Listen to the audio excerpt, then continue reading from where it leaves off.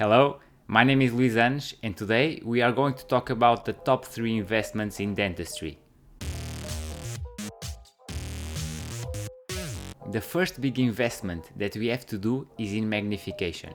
Especially in the beginning of our career, when we have less experience, it is important to see exactly what we are doing.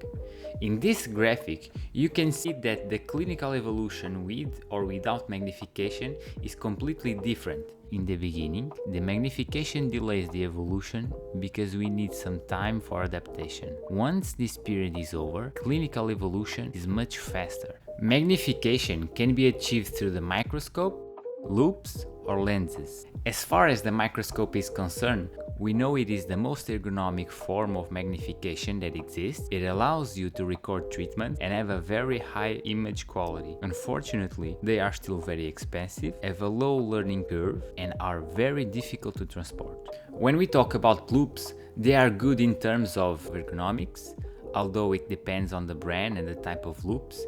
They are easy to carry and they present a good image quality.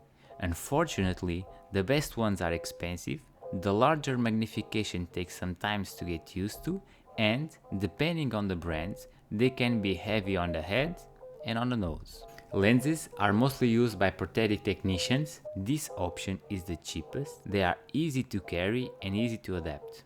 The problems are the poor ergonomics, poor build quality, and limited magnification options. When we are going to acquire one of these options, in addition to the quality of the product, the quality of the technical assistance is fundamental for us to get the most out of it. Why? These devices are great, but they have their weaknesses, and it is common to need for repair or replace some parts. If the technical assistant is bad, we have to wait a long time to get the problem fixed. But if the technical assistant is good, this is no longer a problem. In dentistry, a proper photographic setup is mandatory. You cannot make a complete diagnosis and planning without photography.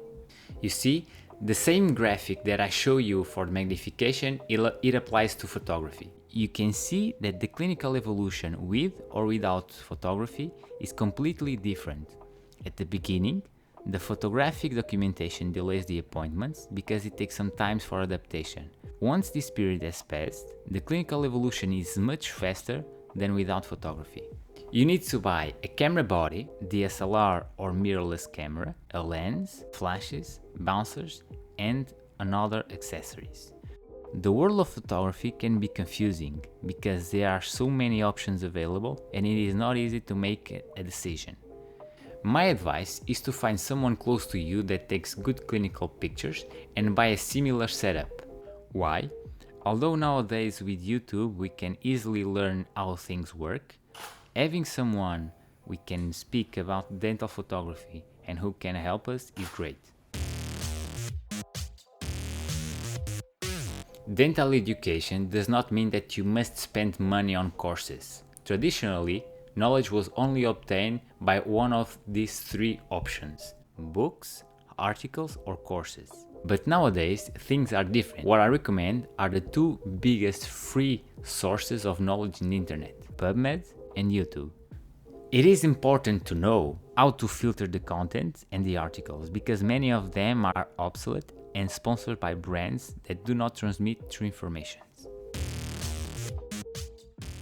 The first areas that we must study and master to establish a correct diagnosis and planning are the endodontics and periodontology. Knowing about perio and endo does not mean that you carry these kind of treatments, but it is important to know how to achieve the correct diagnosis, the limits of both endodontic and periodontal treatment, and how to deal with pain and prescribe the correct medication. With this knowledge, you will be able to solve most of the problems that arrives at your clinic, like emergencies, and give the patients a prognosis and a correct diagnosis. Then, we must turn our attention to restorative dentistry and occlusion. Understand how and why addition works, learn about direct and indirect restorations, what, when, and how, learn how to smile design respecting the functional occlusion. What I just told you will allow you to be a better general practitioner and also to solve most of the problems in your clinic. From here, you can embrace other specialties that you are interested in. But in my opinion, it is crucial to be a good general practitioner before you go to any kind of specialty or differentiation. I hope you enjoyed this video. If you do so, subscribe to see more content like this. Bye bye.